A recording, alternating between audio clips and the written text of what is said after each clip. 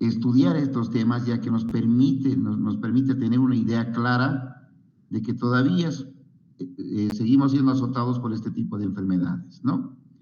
Es así que la cardiopatía reumática crónica, como ustedes lo han visto en el Hospital Obrero, son pacientes que han sufrido desde niños enfermedades por infecciones, ¿no? del estreptococo beta hemolítico del grupo A del Lansenfield. Eso anótense bien, porque sin duda ya en un estadio crónico van a destrozar todo el aparato valvular del corazón, ¿no?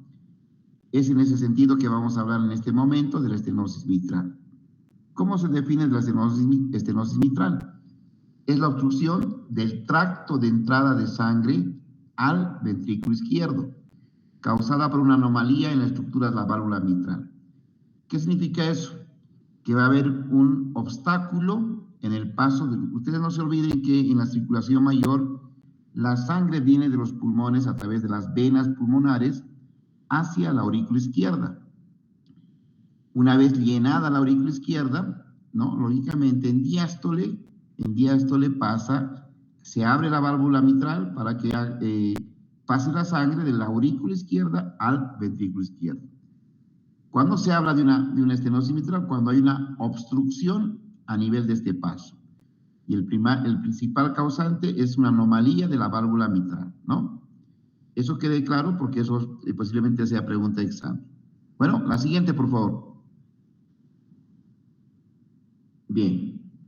En nuestro medio sigue siendo la causa más frecuente la reumática, ¿no? Como hemos dicho, en edades tempranas pueden cursar infecciones a nivel del tracto respiratorio superior, estos niños, ¿no? Y sin duda alguna despierta una respuesta inmunológica de anticuerpos contra nuestras propias células del aparato cardiovascular, en especial de las válvulas cardíacas, ¿no? Es así que se denomina fiebre reumática. Son anticuerpos que van a destrozar todos los tejidos del aparato valvular, ¿no? Ya sea mitral, ya sea aórtico, ya sea tricuspidio e incluso pulmonar, ¿no? Entonces, la causa más frecuente en nuestro medio es la reumática, la infecciosa. Hay otras causas como la congénita, que no son muy frecuentes, pero está descrito en la literatura. Y otros procesos inflamatorios, como por ejemplo el lupus eritematoso, todas las enfermedades inmunológicas que van a provocar una inflamación crónica a nivel de los tejidos cardíacos. Y muy infrecuentemente la presencia de tumores a nivel del aparato valvular, que es muy infrecuente. La siguiente, por favor, Yus. Bien, hablemos entonces de la etiología reumática, que es la más frecuente en nuestro medio. Sin duda, una de las cosas que va a provocar la destrucción del aparato valvular es la fibrosis. Y si uno ve en esta imagen, se van a dar cuenta que el aparato valvular mitral consta de el anillo mitral, que está ahí, ¿ah? La otra es las valvas, tanto la posterior como la anterior, que es todo este aparato, ¿no? Las cuerdas tendinosas que están por debajo y los pilares, ¿no? Que van lógicamente, donde se van a insertar las cuerdas tendinosas, ¿no? Ven ustedes que hay una fusión de las comisuras valvares que van a provocar una estenosis, ¿no? Esta retracción y esta fibrosis generada por la fibrosis reumática provoca un estrechamiento del orificio efectivo de tránsito de la sangre. La siguiente, por favor. La siguiente. Bien. En la congénita de hecho que es un poco frecuente, en especial en nuestro medio, pero bueno, vale describir la válvula mitral en paracaídas, cuando las cuerdas tendinosas, tanto de primero y segundo orden, van a ser muy elongadas, cosa que las valvas van a provocar un estrechamiento del orificio efectivo, provocando una estenosis mitral. La estenosis supravalvular, cuando el tejido auricular, por alguna razón extraña, provoca un rodete de engrosamiento provocando una estenosis, ¿no? Poco frecuente, pero existe también casos que todos los músculos papilares donde están insertados las cuerdas tendinosas van a provocar con una gran hipertrofia, pueden provocar una estenosis subvalvular, ¿sí? Siguiente, por favor. Siguiente.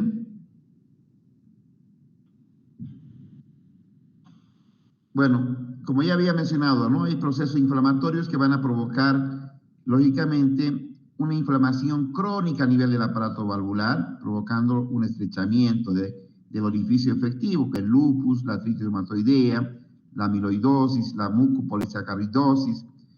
Y hay algunos fármacos, incluyendo a los fármacos de la tuberculosis, como la rifampicina y otros asociados, que pueden degenerar el aparato valvular y provocar una estenosis. La siguiente, por favor.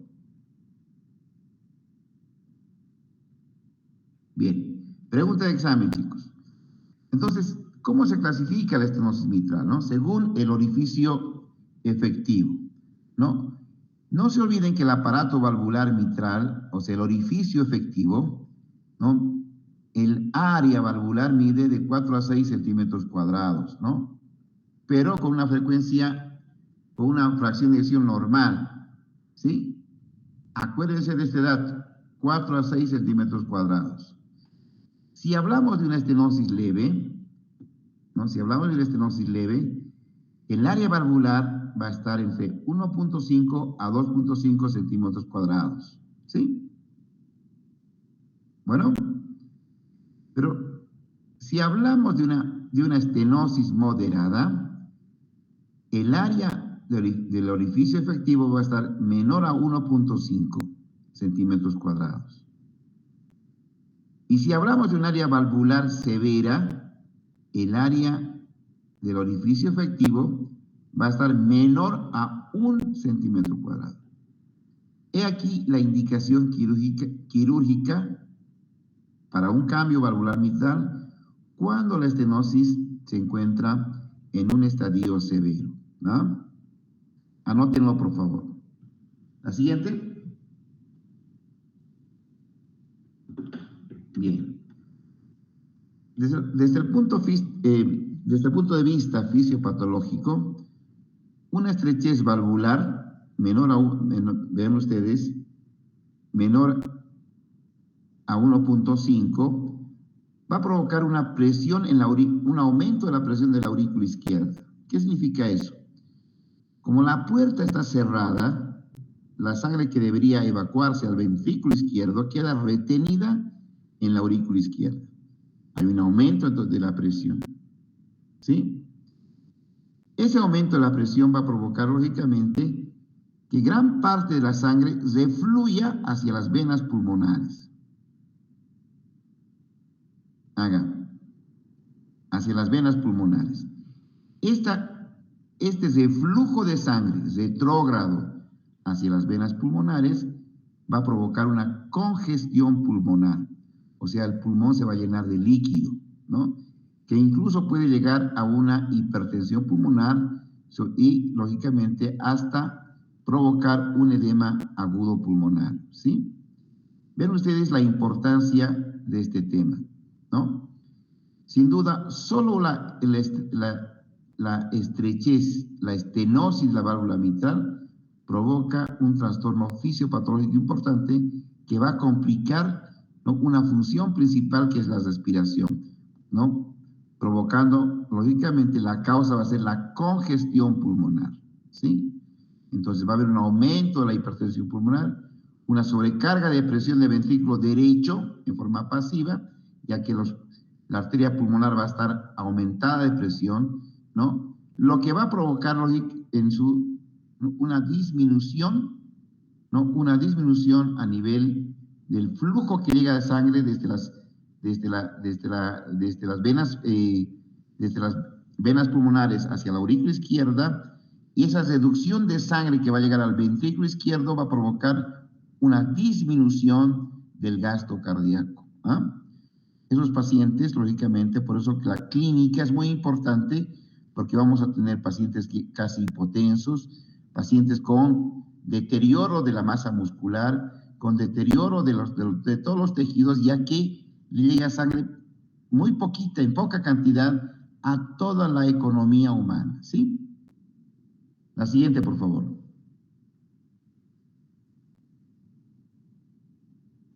Bien. Como yo les había mencionado, en la patogenia de la fiebre reumática, ¿no? Hay un engrosamiento. Vean ustedes el engrosamiento, ¿no? Hay una calcificación de los velos valvulares. Estos son los velos valvulares, ¿no? Y lógicamente, a veces una fusión de todo el aparato subvalvular. El aparato subvalvular, acuérdense, ¿no? El aparato subvalvular consta de el anillo mitral, ¿no? Las cuerdas tendinosas tanto de primero y segundo orden y los músculos papilares, ¿no? Entonces todo eso muchas veces queda fusionado, provocando una estenosis, una estrechez del orificio efectivo de la válvula mitral. La siguiente, por favor. Bien, otra pregunta posible de examen, chicos, ¿no? Existen 4 sitios de lesión importantes que generan fusión del aparato valvular mitral, ¿no? Entonces, importante, las comisuras se van a fusionar lo más antes posible en un 30%, ¿sí? 30%. Las cúspides, si vuelves atrás, Jus, por favor. Estas son las cúspides, la parte central. ¿Me volví adelante? Las cúspides en un 15%. Las cuerdas tendinosas, ustedes saben que están las que se van a insertar tanto en el anillo como en las valvas, a nivel de los músculos papilares, en un 10%. Y lógicamente una fusión combinada en el resto del porcentaje. Pero esto es lo importante, que hay una fusión de las comisuras en un 30%. Esto anótenselo muy bien grabadito porque es posible pregunta de examen, ¿sí? La siguiente, por favor. Bien. Esto es importante en la evaluación de un paciente con una patología reumática, ¿no? A nivel del aparato valvular mitral. La historia, ¿no? Uno siempre tiene que indagar los antecedentes, ¿no? Si el niño ha sido propenso a las infecciones amigdalares o en la faringe, ¿no? El soplo es muy importante. Y este niño nació con soplo, no, porque si no, lógicamente es una patología adquirida y podemos nosotros ya inclinarnos pensando que está con una lesión, ¿no? Por una cardiopatía reumática crónica, ¿no? La disnea, ¿no? En el gasto cardíaco comentado, la optopnea, la disnea parasística nocturna. Hemos dicho que estos pacientes tienen el pulmón totalmente congestionados por líquido, por la fisiopatología que hemos descrito, ¿no? Muchas veces hay hemoptoicos o hemoptisis cuando hay cortocircuitos, los shunts de las arteriolas, ¿no? Capilares a nivel pulmonar, que van a provocar un vaciado de hemorragia a nivel de los alveolos, por ende una hemoptisis, ¿sí? El dolor torácico típico, y son pacientes que en un momento de su vida, en su enfermedad crónica, pueden desarrollar arritmias como la fibrilación auricular, provocando un embolismo, ¿no? Lógicamente, esas arritmias, esa fibrilación auricular, se va a traducir en el paciente en palpitaciones. Siguiente, por favor. Bien. Esto es lo mismo, lo que hemos dicho. Disnea de esfuerzo o disnea de esfuerzo, como lo quieran pronunciar. La disnea es producido por la congestión pulmonar. Son pacientes que viven con líquido a nivel alveolo capilar, ¿no? Más aún, se exacerba en la noche provocando una disnea paroxística nocturna, ¿no? La ortopnea, cuando ya ese pulmón está en edema agudo de pulmón y no puede tolerar por nada el decúbito, ¿no? Y que puede llegar a un edema pulmonar agudo, ¿no? Muy importante. Hemos dicho que el hemoptisis es muy frecuente porque hay shunts Un shunt es, lógicamente, una fístula a nivel de arteriola capilar que va a provocar un vaciado de sangre a nivel alveolar y por la expectoración puede llevar a una hemoptisis. El siguiente, por favor. Lo mismo, palpitaciones, hemos dicho, pero puede haber una fibrilación auricular que se traduce del paciente en palpitaciones, ¿no?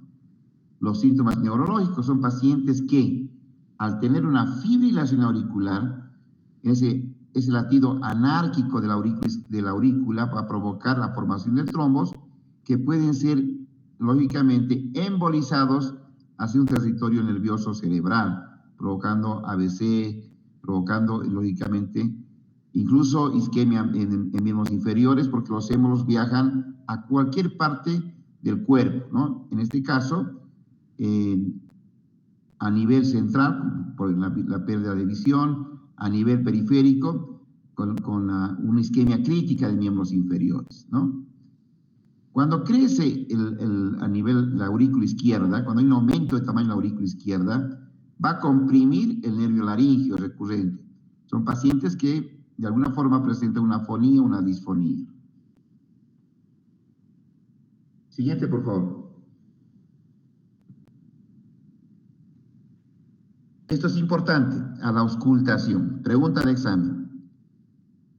Cuando la sangre se llena en la aurícula izquierda, para que pase esa sangre al ventrículo izquierdo y pueda ser, lógicamente, transmitido a todo el resto de nuestro cuerpo a nivel de la válvula aórtica, ¿no? La apertura de la válvula mitral es en diástole, ¿sí? En diástole. Entonces, si en la diástole esa válvula está estenótica, el paso de sangre por esa estenosis, por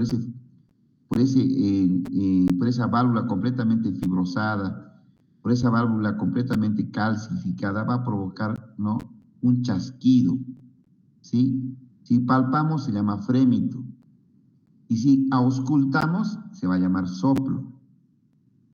¿Me entienden? ¿Me han entendido? Hola. Sí, doctor. ¿Entienden? Sí, doctor. Ok. Entonces, esa sangre que pasa por esa compuerta que es la válvula totalmente enferma va a provocar un torbellino de sangre ahí, un remolino de sangre que se va a traducir en frémitos y palpamos. Y si escuchamos, a la auscultación va a ser un soplo. Entonces, el soplo en la estenosis mitral siempre va a ser diastólico. ¿Entendido? ¿Sí? Sí. Eso. Bien. Diastólico. Porque es justo cuando el diástole, que la sangre de la aurícula izquierda tiene que pasar al ventrículo izquierdo. ¿Sí? No se confundan. Es por esa razón. Siguiente, por favor. Bien. Lo que había dicho. A la palpación, nosotros, ese remolino de sangre, ¿no?, de que roza a nivel de la estenosis, se va a traducir en la palpación en frémito, ¿sí? El frémito siempre va a ser diastólico, puede ser pregunta de exámenes, ¿sí? Por las respuestas que les he dado. El soplo siempre también va a ser sistólico porque es el mismo frémito pero en vez de palparlo lo estamos escuchando. ¿Entendido? Bueno, la siguiente.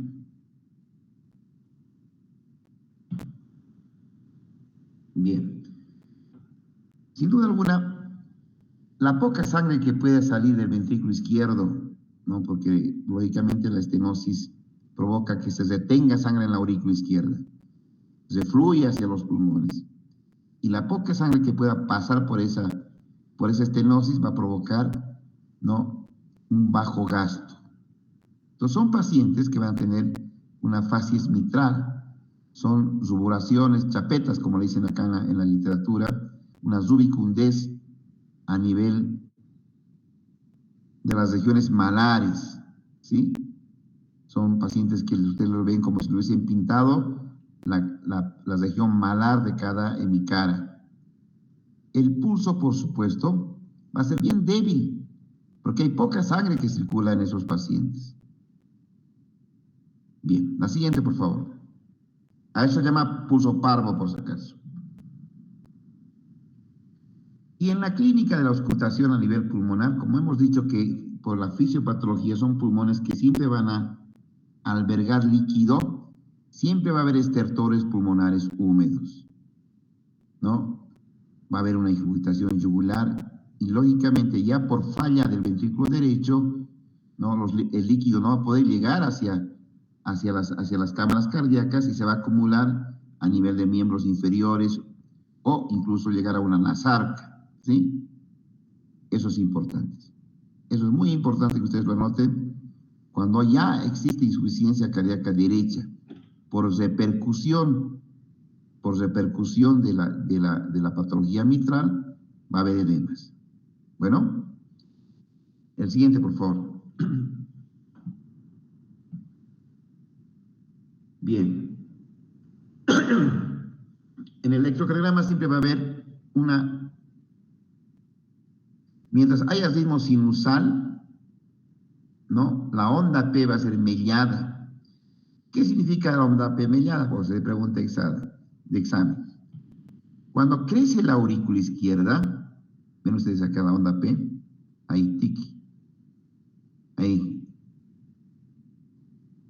Cuando crece la aurícula izquierda, es tan grande que parece que tuviese dos aurículas izquierdas. Y esa melladura nos habla de eso, del crecimiento auricular izquierdo o del crecimiento auricular. Esto es importante. Bien. Bueno, ya lo pasó. En las placas geográficas, anótense estas preguntas siempre, ¿no? Signos de congestión pulmonar, ¿no? Hay un aumento de las arterias pulmonares, ¿no? Se cefalizan las arterias pulmonares. Hay un crecimiento ventricular derecho, el ventrículo derecho, que se refleja en esta imagen, ¿no? En esta imagen. Hay un edema intersticial alveolar, es lo que hemos dicho. Son pacientes que viven con líquido dentro de los pulmones. Y las líneas B, que están acá, B y A de Kerley, son bien frecuentes, que nos dan las cefalizaciones congestionadas de los bronquios. ¿Sí? Por crecimiento del bronquio izquierdo, de la aurícula izquierda,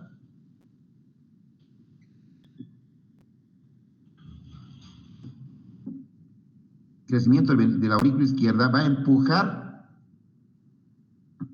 el bronquio izquierdo hacia arriba, hacia la parte cefálica. Esto se llama horizontalización del bronquio, ¿sí? ¿A qué se debe? Al crecimiento de la aurícula izquierda. Bueno, hay una rectificación del borde superior izquierdo de la silueta cardíaca, por supuesto, porque la arteria pulmonar lógicamente está hipertensa, entonces aumenta el cono de la pulmonar, ¿no? Y lo más importante, por el crecimiento también de la aurícula izquierda, el esófago queda aplastado, que no se nota desde el punto de vista radiográfico, pero si hacemos un tránsito, sí se va a ver comprimido por la aurícula izquierda. Siguiente, por favor.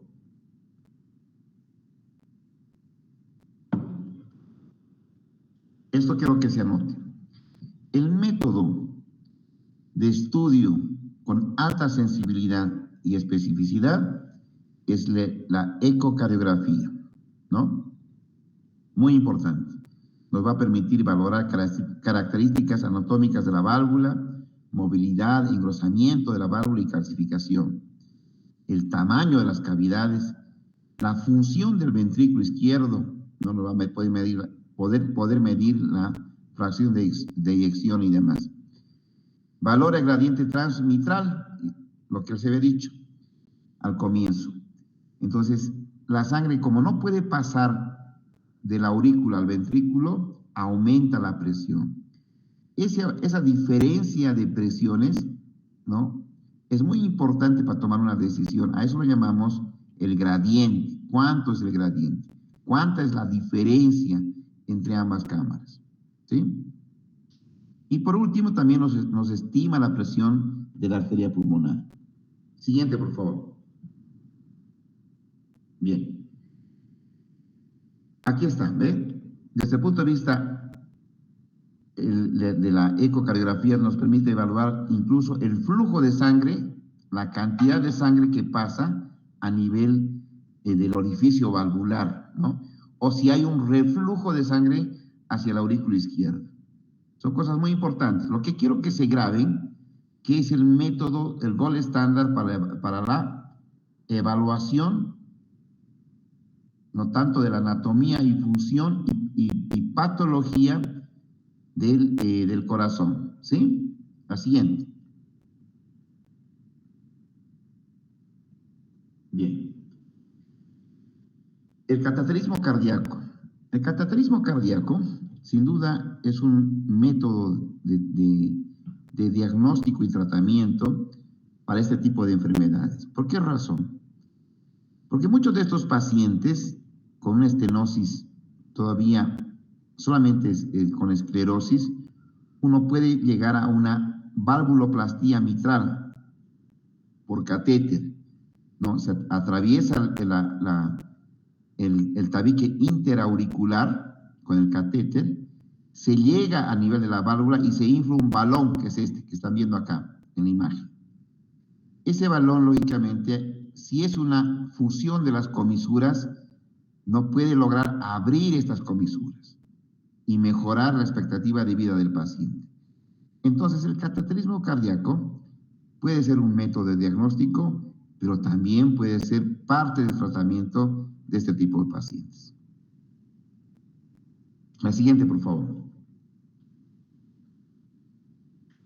Todo este arsenal de protocolos de tratamiento son manejados, ¿por qué? Porque sin duda alguna son pacientes que si no uno previene la infección por el estreptococo, ¿no? Sin duda alguna van a seguir fibrosando incluso las otras válvulas. Por eso que se mantiene el tratamiento con la penicilina benzatínica, ¿no? Que es una penicilina de depósito, ¿no? Que trata de evitar la infección con el estreptococo de este tipo de pacientes, ¿no? Si el paciente está en fibrilación auricular, ya se ha desencadenado una arritmia, sin duda alguna, el manejo de la anticoagulación debe ser un requisito para prevenir el embolismo cardíaco. ¿Qué es el embolismo cardíaco? La formación de trombos a nivel de la aurícula izquierda que pueden ser o pueden pasar al ventrículo izquierdo y el ventrículo izquierdo mandar a cualquier sector de la economía humana, tanto cerebral o de miembros inferiores, ¿sí? Entonces, la anticoagulación, en este caso con cumarínicos, en nuestro medio, es muy frecuente para prevenir este tipo de complicaciones. Siguiente, por favor. Bien, sin duda el uso también de digitálicos como la digoxina, los calcioantagonistas, los betabloqueantes son muy importantes. Pero el siguiente, por favor. Ahí está lo que les había mencionado, la valvuloplastía, ¿no? Se atraviesa el tabique interauricular, ven ustedes, con el catéter, se llega a nivel de la válvula, se atraviesa y se infla un balón, provocando una mejoría clínica de este tipo de pacientes. El requisito es que no tenga calcio esa válvula, porque si esas válvulas están calcificadas, ya no tiene sentido hacer eso, ¿no? Y estos pacientes tienen que ir a un cambio valvular mitral. No sé si alguien ha tenido la oportunidad de entrar conmigo o de ver la cirugía, donde nosotros cambiamos la válvula mitral. Siguiente, por favor. Bien. Entonces, ¿cuándo se hace una valvuloplastía con balón? Cuando el área valvular es menor a 1.5 centímetros cuadrados. La morfología es lo que les había dicho. La válvula mitral es adecuada, o sea, solamente que las comisuras estén fusionadas. ausencia de trombos en el aurículo izquierdo. Anótense bien porque puede ser pregunta. Y ausencia de regurgitación mitral. ¿Qué significa eso? De regurgitación mitral. Que la sangre no pase del ventrículo izquierdo hacia el aurículo izquierdo. A eso se llama regurgitación. Entonces, no tiene que haber eso. Pacientes asintomáticos con área valvular menor a 1.5, una válvula adecuada. Pacientes sintomáticos, estoy hablando de ya con síntomas como la disnea y demás, con área valvular menor a 1.5. La morfología valvular inadecuada y el riesgo quirúrgico consiste, bueno, estos pacientes, la mayoría de estos pacientes van ya a un cambio valvular mitral. ¿Sí? La siguiente, por favor. Bien. Este modelo de válvula protésica mitral es uno de los primeros que históricamente se ha creado. Ven ustedes, tiene una pelotita, como un baloncito. Entonces, cada vez que la sangre entra, este baloncito, ¿no?, se viene hacia abajo. Hacia abajo. Esta es la válvula de Edwards, ¿sí? Vean ustedes, el balón cae. Y cada vez que el ventrículo se contrae, el balón sube tapando el orificio de la prótesis, ¿sí? Así funciona este tipo de válvulas. Es una de las primeras válvulas que han sido creadas para este tipo de patología. El siguiente, por favor. Hoy por hoy tenemos unas prótesis mecánicas, no sé si lo han visto como cuando han entrado a la cirugía conmigo, donde tenemos, ¿no?, una válvula mecánica metálica que es hecha de carbono pirrólico. Anótense, pregunta de examen. Carbono pirrólico, ¿sí? ¿Cuál es su ventaja de la válvula mecánica? La ventaja de la válvula mecánica es de que vive su vida media es de por vida, hasta que muere el paciente. ¿Cuál es su desventaja? Que requiere prácticamente una anticoagulación también de por vida. Y estos pacientes muchas veces no se mueren por su problema cardíaco, pero se pueden morir por un problema de una complicación por la anticoagulación que está recibiendo, ¿sí? Entonces, eso es muy importante que lo sepa. Prótesis mecánica, carbono pisólico. ¿Cuál es su ventaja? Su vida media es de por vida, ¿no? ¿Cuál es su desventaja? Que requieren anticoagulación de por vida también. ¿Estamos de acuerdo? La siguiente. Bueno, esta es una foto nuestra donde estamos ya colocando una válvula mitral. Ven ustedes, esta es la prótesis. Aquí está el anillo mitral, ya hemos sacado la válvula nativa y estamos implantando esta prótesis, ¿no? Entonces, hoy por hoy, este es el manejo para este tipo de pacientes. La siguiente, por favor. Bien. Nos tomaremos unos 5 minutitos y empezamos con la insuficiencia mitral. ¿Está claro? ¿Hola? Está bien, doctor. Ya, en 5 nos vemos. Estenosis mitral, lógicamente, es la obstrucción de sangre de la aurícula izquierda hacia el ventrículo izquierdo, por la estenosis, por el estrechamiento de esa válvula. Bueno, en varias patologías, incluyendo la fiebre reumática, esta válvula queda completamente abierta o semiabierta. Una vez que pasa la sangre de la aurícula al ventrículo, en sístole, esta válvula mitral debería cerrarse completamente para que la sangre no vuelva hacia la aurícula izquierda. Pero por una enfermedad, en nuestro caso, la más frecuente, la fiebre reumática o la cardiopatía reumática, como lo quiera llamar, queda abierta. Entonces, en sístole, que debería ir la sangre normalmente hacia la aorta por la válvula aórtica, refluye hacia la aurícula izquierda. ¿Entienden? Por favor, si me contestan mejor. Sí, doctor. Bien, es importante esto que ustedes se acuerden porque, ¿no?, toda la clínica va a ser lo contrapuesto a la estenosis mitral. toda la clínica a nivel de la auscultación. Porque en sístole, cuando la sangre debería ser eyectada a través de la aorta, gran parte se fluye a nivel de la válvula porque quedó abierta, ¿no? Provocando una insuficiencia mitral. ¿Sí? Bien. Siguiente, por favor. ¿Cómo definimos entonces, no? La insuficiencia mitral es una alteración anatómica o funcional del aparato valvular mitral. Ahí está lo que les dije. ¿Qué provoca el reflujo de sangre del ventrículo izquierdo hacia la aurícula izquierda durante la sístole? Ojo, pregunta examen. Siguiente, por favor. Esto lo habíamos mencionado ya en la estenosis mitral. Vean ustedes el aparato valvular, ¿no? Está compuesta por las valvas, el anillo mitral, donde se insertan las valvas, las cuerdas tendinosas y los músculos papilares, ¿sí?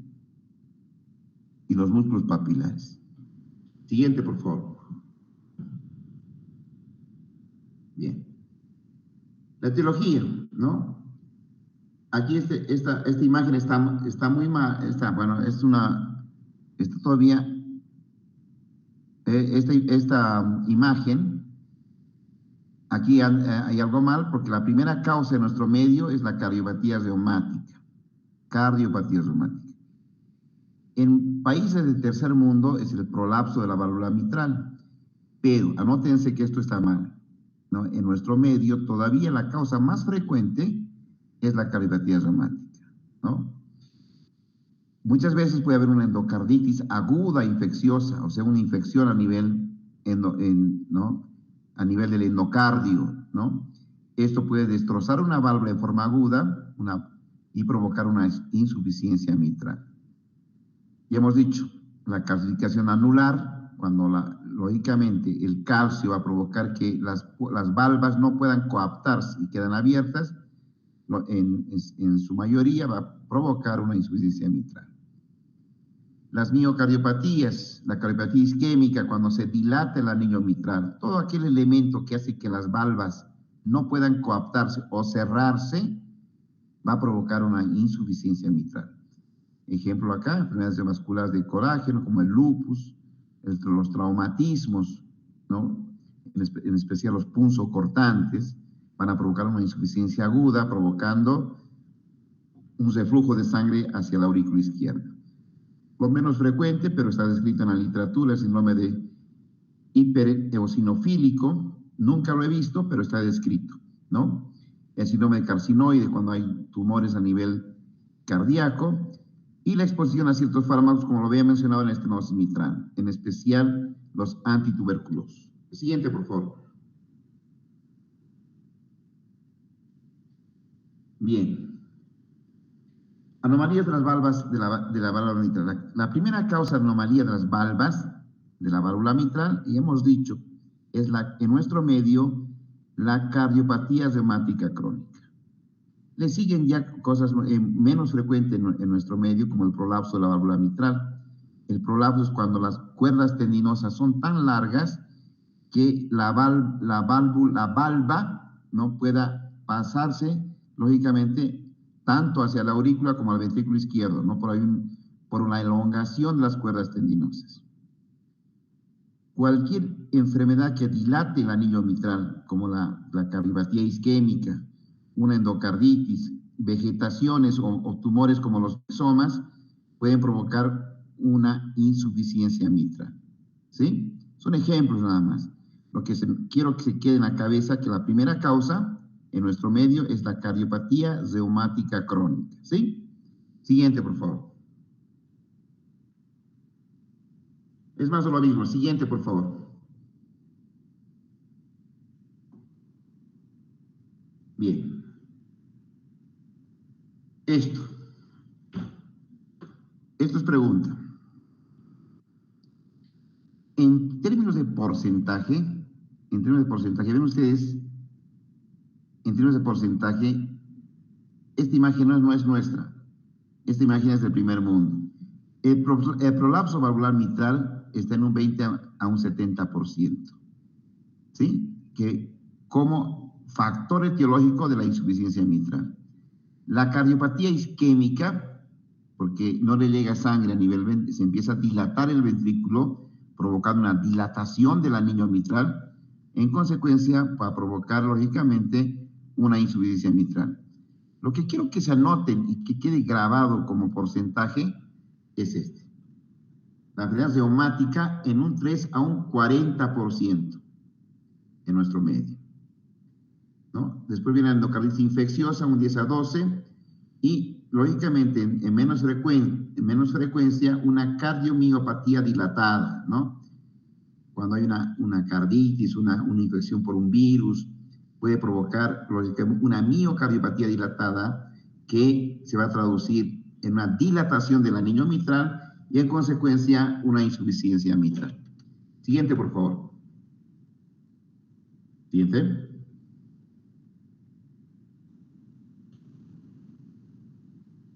Esto es lo que se había mencionado, la dilatación del anillo valvular, ¿no? La miocardiopatía dilatada, ¿no? Puede haber un aneurisma del ventrículo izquierdo provocando una dilatación del anillo, en consecuencia una insuficiencia mitral.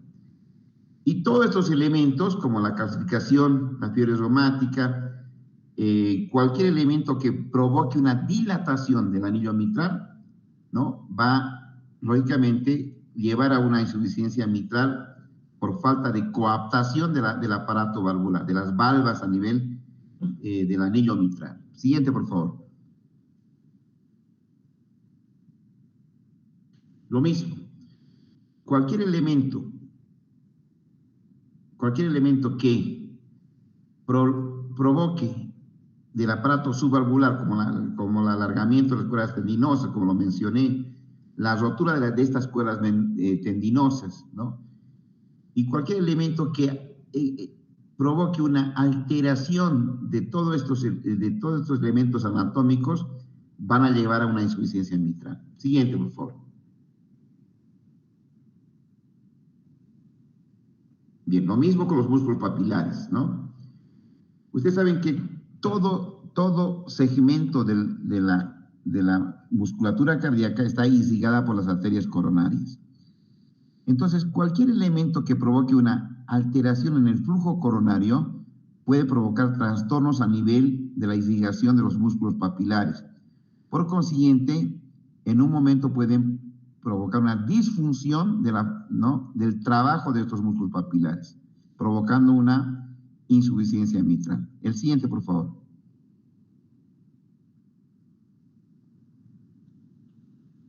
Bueno, ¿qué significa esto?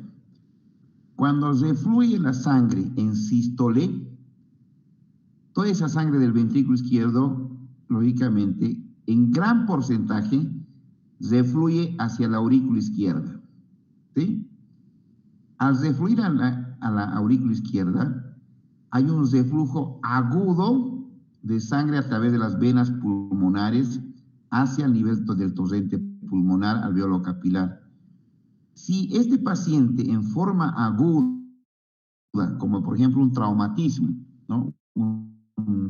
No sé, un asalto con arma punzocortante y provoca una lesión a nivel de las cuerdas tendinosas, inmediatamente el reflujo de sangre va a inundar los pulmones, provocando un edema agudo de pulmón, ¿sí? Esto es importante porque esta es la diferencia con la estenosis mitral, ¿no? El reflujo agudo a nivel del torrente circulatorio hacia las venas pulmonares. ¿Sí? El siguiente, por favor. Bien. Y eso es lo que les quería mencionar, ¿no? Entonces, si hablamos de reflujo de sangre del ventrículo izquierdo hacia la aurícula, siempre tenemos que hablar de una clasificación, aguda o crónica. Porque si es aguda, el pulmón, o sea, la unidad anatomofuncional alveolo capilar no está preparada para un reflujo agudo de sangre. Por consiguiente, estos pacientes tienen prácticamente contados sus minutos, porque no van a tolerar un reflujo agudo de sangre hacia los pulmones, ¿no? Van a entrar, van a entrar en un edema agudo de pulmón y llevándolo lógicamente a la muerte. El siguiente, por favor. Bien. Entonces, ¿cuáles son, esto es pregunta, cuáles son las causas frecuentes para insuficiencia mitral aguda? Una de las más frecuentes, lógicamente, es el infarto agudo del miocardio, ¿sí?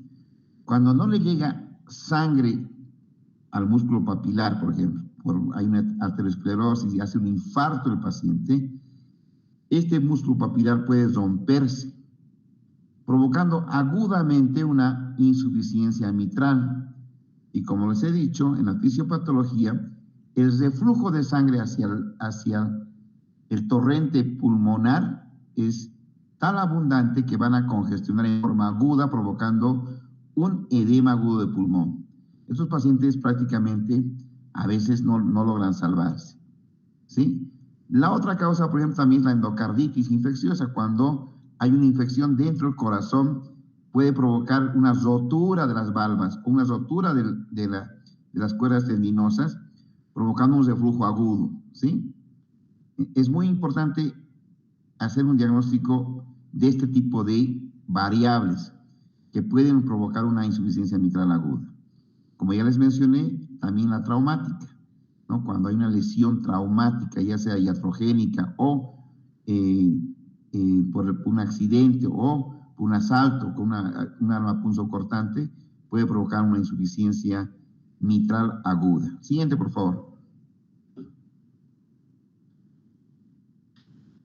Bien, ¿cuál es el desenlace de la fisiopatología de la insuficiencia mitral aguda? Es el edema agudo de pulmón, ¿sí? Que se va, lógicamente, a traducir en estertores crepitantes de manera muy drástica, que va a provocar, lógicamente, la disnea súbita de los pacientes, ¿no? La ortopnea y demás. Lógicamente, como va a haber una abundante llenado de líquido a nivel alveolar, provocando una microhemorragias que van a dar un característico esputo asalmonado ¿no? de la secreción bronquial, ¿sí? Entonces, ven ustedes lo dramático que es una insuficiencia mitral aguda. Siguiente, por favor.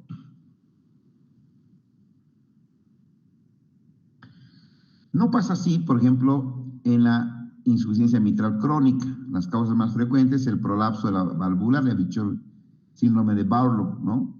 Donde hay una mixomatosis a nivel del aparato valvular. Es como el tejido es muy gelatinoso, muy flexible. Entonces, las valvas pueden prolapsarse, ¿no? Como ocurre con el síndrome de Barlow. Pregunta examen, chicos. La clasificación anular mitral. Calcificación anular mitral, cuando, un poquito atrás, por favor, ¿no? Cuando el anillo se calcifica y hace que las válvulas no puedan coaptarse crónicamente, como en la fiebre reumática, lógicamente, ¿no? Estos pacientes van a, en forma ascendente, llevar hacia una insuficiencia mitral crónica, pero ¿cuál es la diferencia? Que el organismo empieza a adaptarse a este reflujo, ¿no? No es tan dramática como una insuficiencia mitral aguda, ¿sí? Siguiente, por favor. Los síntomas, como ya hemos mencionado, como hay congestión pulmonar, la disnea, no puede haber disfagia por crecimiento auricular izquierdo, una disfonía por compresión del músculo del nervio laríngeo recurrente, ¿no? Y lo más importante que como no puede moverse este tipo de no pueden moverse estos pacientes porque están llenos de líquido, va a haber una disminución de la capacidad funcional. Son pacientes que no pueden caminar por lo menos 2 cuadras, ¿no? Como hay crecimiento de la aurícula izquierda, pueden presentar arritmias como la fibrilación auricular, por consecuencia van a sentir palpitaciones. El siguiente, por favor. Siguiente. Bueno, entonces, el cuadro clínico, ¿de qué va a depender? Primero, del grado de insuficiencia. Si la insuficiencia es leve, si la insuficiencia es moderada, si la insuficiencia es severa, ¿no? Esto es muy importante porque, sin duda alguna, por cada clasificación, por cada nivel de clasificación va a haber un tipo de cuadro clínico diferente. La tasa de progresión, el inicio de la fibrilación auricular y el desarrollo de la hipertensión pulmonar. Estos son variables que se van a traducir, ¿no?, en los síntomas del paciente: el grado de insuficiencia, la tasa de progresión de la insuficiencia mitral, el inicio de la fibrilación auricular y el desarrollo de la hipertensión pulmonar. Siguiente, por favor.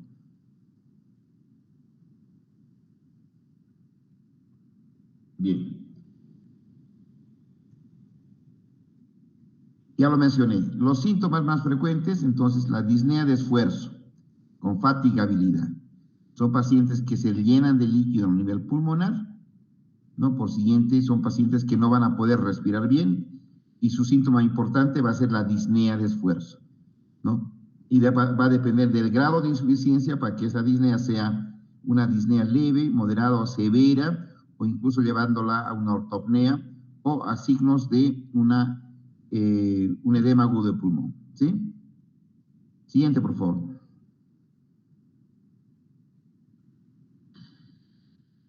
Bueno, el crecimiento ventricular izquierdo puede desplazar lateralmente el impulso apical, ¿no? Esto es lo importante. Cuando la insuficiencia mitral es severa, puede palparse un frémito y tercer ruido. Entonces, los signos de la insuficiencia cardíaca derecha están habitualmente ausentes. No es como la estenosis, que siempre termina en una insuficiencia derecha, una insuficiencia cardíaca derecha. En cambio, es muy poco frecuente en la insuficiencia mitral como tal. La siguiente, por favor. Esto. Hemos dicho que el latido de punta va a estar muy desplazado hacia la izquierda, ¿no? Lo que quiero que me entiendan, y es pregunta de examen, ¿no? Es pregunta de examen. Como ya les mencioné, que el reflujo de sangre hacia la aurícula izquierda, o sea, del ventrículo hacia la aurícula izquierda, se produce en sístole, ¿sí?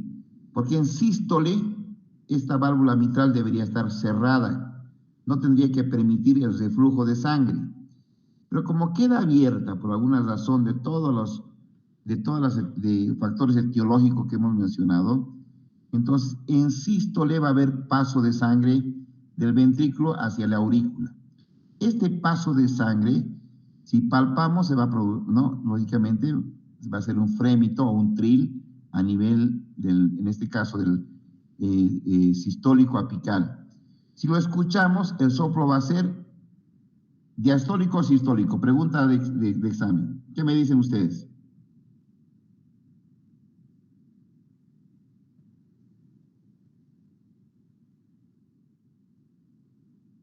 ¿Hola? ¿Me han entendido? No tengan miedo.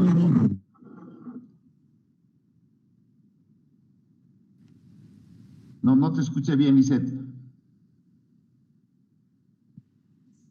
¿Sería sistólico, doctor? Sistólico, acuérdense.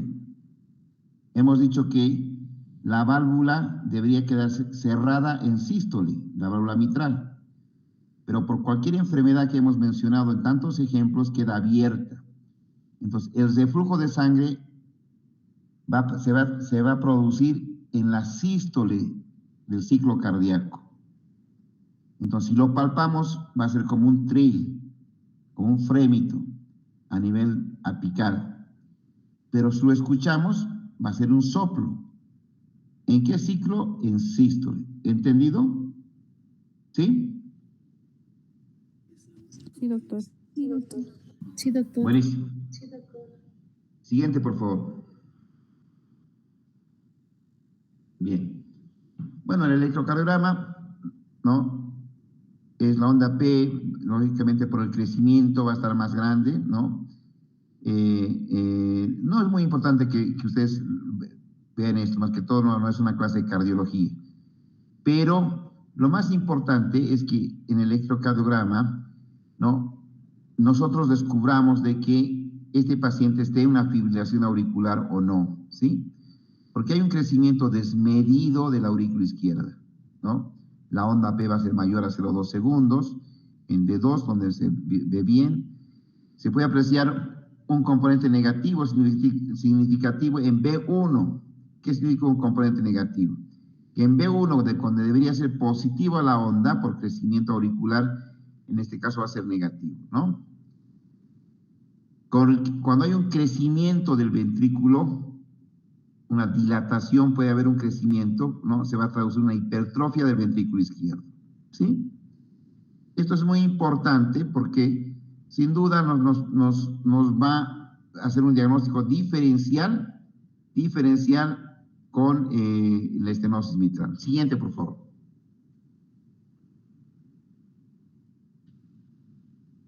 Esto, os había dicho, ¿no? El soplo siempre va a ser sistólico en la insuficiencia mitral. Siguiente.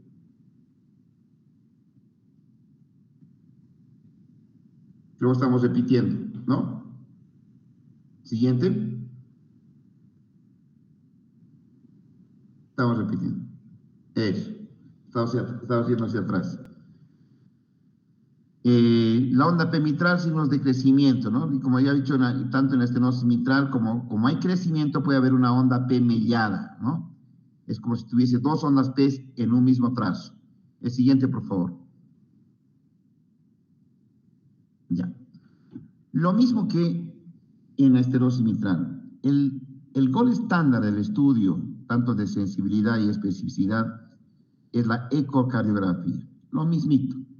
Aumento del tamaño de la aurícula izquierda, aumento del tamaño del ventrículo izquierdo, el movimiento sistólico aumentado de las dos cámaras, ¿no? Puede mostrarnos anatómicamente y estructuralmente las valvas, ¿no? Y vean lo más importante, ¿no? Puede cuantificar el chorro de sangre del ventrículo izquierdo hacia la aurícula izquierda. Esto es importante porque ese chorro de sangre, el reflujo, nos permite clasificar por el tamaño del chorro en leve, moderada y severa, ¿sí? La insuficiencia. Siguiente, por favor. Entonces, lo único que quiero mostrar con este gráfico es que el estudio de la insuficiencia mitral, el uso del ecocardiograma, el ecocardiograma es una indicación clase 1, ¿sí? ¿De acuerdo? Nada más. Siguiente.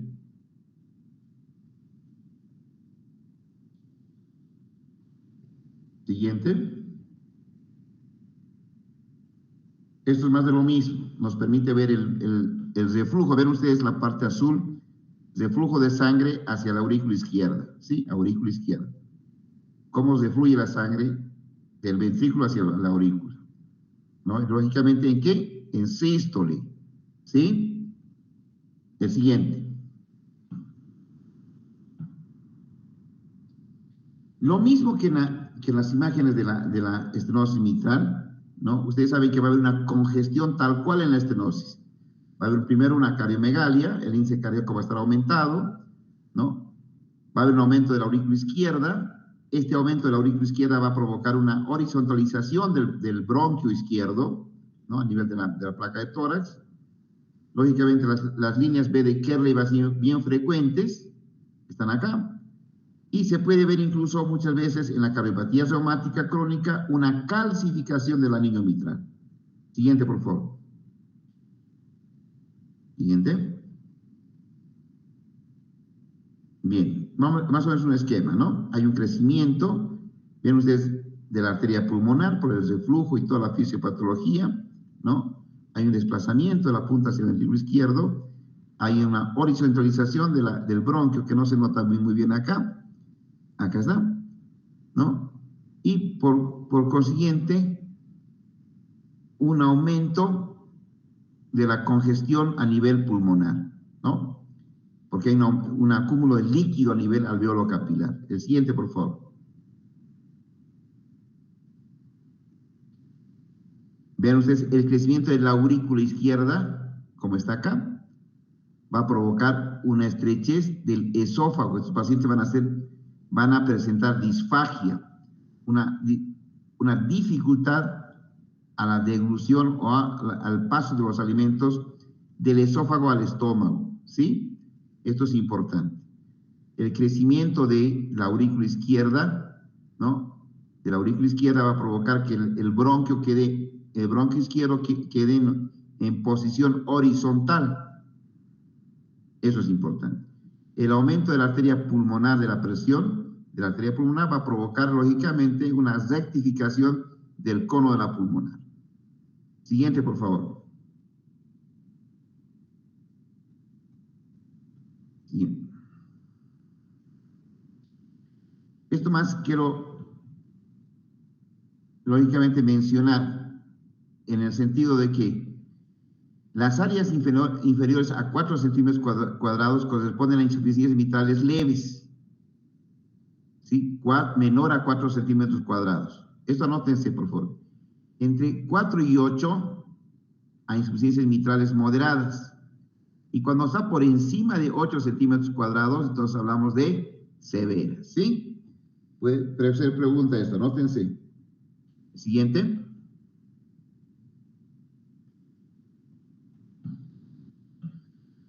Bien, en el cateterismo cardíaco, en este caso de la insuficiencia mitral, ustedes han visto que está contraindicado en la valvuloplastía, porque estaríamos abriendo más la válvula, ¿no? Lo que queremos más bien es que se produzca un cierre.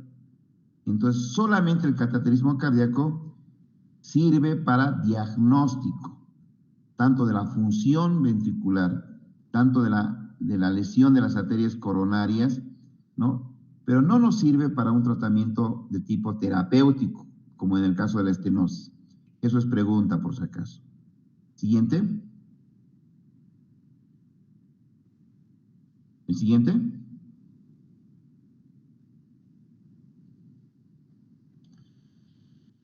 La mayoría de estos pacientes con insuficiencia mitral, la mayoría, sí o sí llegan ir hacia una, prácticamente, o a una plástica mitral, o una plastía mitral de la válvula mitral, ¿no? O a un reemplazo de la válvula mitral, ¿sí?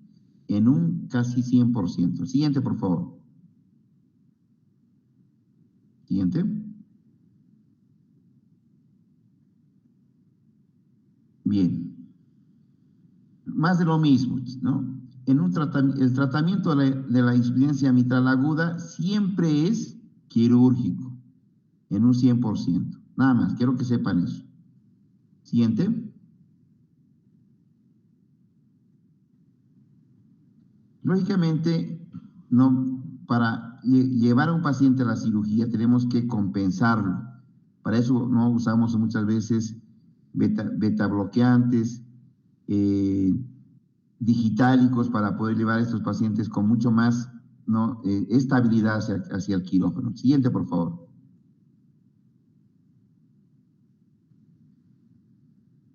Estos pacientes sabemos que están llenos de líquido a nivel pulmonar, no le podemos dar una actividad física, porque sin duda están totalmente limitados para poder moverse este tipo de pacientes, ¿no?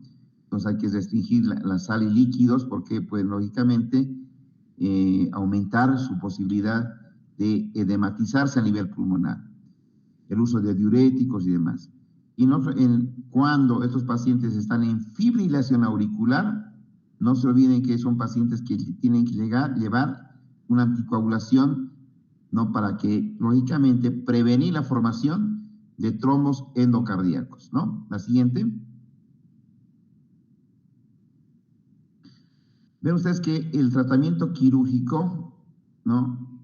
El tratamiento quirúrgico, como ya les mencioné, va en dos partes. Si se puede reparar la válvula mitral, se denomina reparación plástica o plástica mitral o plastía mitral. ¿sí? Pero habitualmente los pacientes van a un reemplazo valvular mitral cuando ya no es posible la reparación. Esto es muy importante. Siguiente, por favor. Bien. ¿Cuándo se ha indicado la cirugía? Incapacidad funcional, ¿no? Son pacientes ya con un deterioro progresivo de la función, son pacientes que antes de que se traduzca en una cardiomiopatía dilatada por la insuficiencia mitral, deben ir a la cirugía, ¿sí? Estos pacientes, sin duda, tienen un mal pronóstico si no se los opera a tiempo. La siguiente.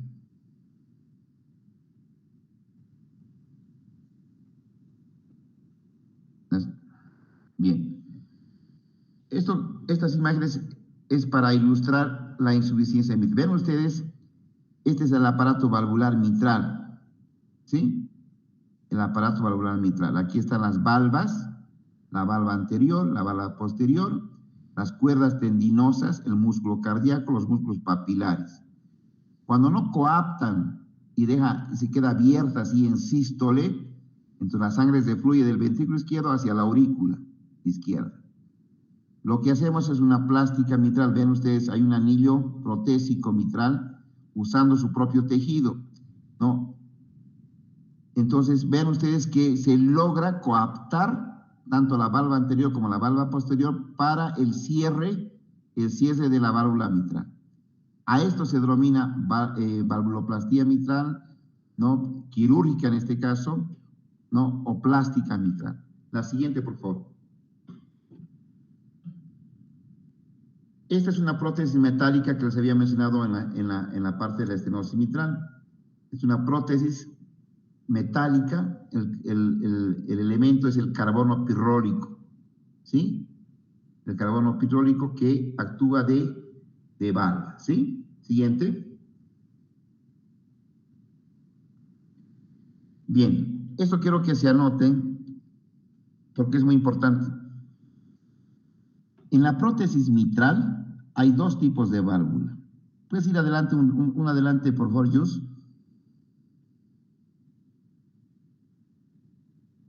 Adelante, un hito. No, atrás, perdón. Atrás. La metálica, no, uno adelante. Esa. Esta es la válvula metálica, ¿no? Tiene un rodete, lógicamente, de Dacron, ¿no? Con un alma de silicona quirúrgica, ¿no? Pero que va a sostener el elemento metálico que es, ¿no? La parte mecánica, en realidad, que está hecho de carbono pisólico. Como ya les mencioné, se coloca en pacientes relativamente jóvenes, menores a 70 años, ¿no? ¿Cuál es su ventaja? Dura de por vida hasta que muera el paciente. Su desventaja, que requiere anticoagulación de por vida, ¿sí? Porque si no se anticoagula a estos pacientes, el mismo metal va a formar trombos, coágulos, ¿sí? Lógicamente, esto puede llevar a la muerte del paciente. Entonces, su desventaja es la que requiere sí o sí anticoagulación de por vida. Siguiente, por favor. Esta es una válvula biológica. Una válvula biológica. Está hecho de pericardio, ya sea de bovino o porcino, ¿sí? El mejor y el que se adapta mejor hacia nosotros es el de porcino, o sea, de chancho, de pericardio de chancho, ¿no? ¿Cuál es su ventaja? Que no requiere anticoagulante.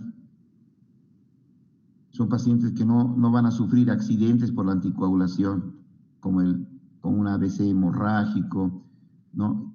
Hemorragia a nivel conjuntival a nivel ocular. Son pacientes que se libran de eso. Pero ¿cuál es su desventaja? Anótense, por favor, ¿no? Que su duración solamente es de 10 a 12 años promedio. Después se degenera este pericardio bovino o porcino. Entonces, ¿a quién se coloca este tipo de válvulas biológicas? A ancianos, ¿sí? Porque se ha visto que Si yo le coloco a un anciano una mecánica, por ejemplo, si bien puede, lógicamente, la válvula funcionar perfectamente, pero estos pacientes muchas veces se mueren por un accidente por la anticoagulación.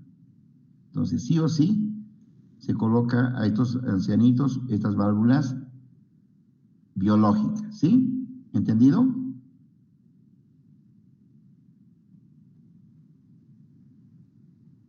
¿Me han escuchado? Sí, doctor. Listo. Hasta aquí he tratado de resumir estas dos patologías importantes de nuestro medio.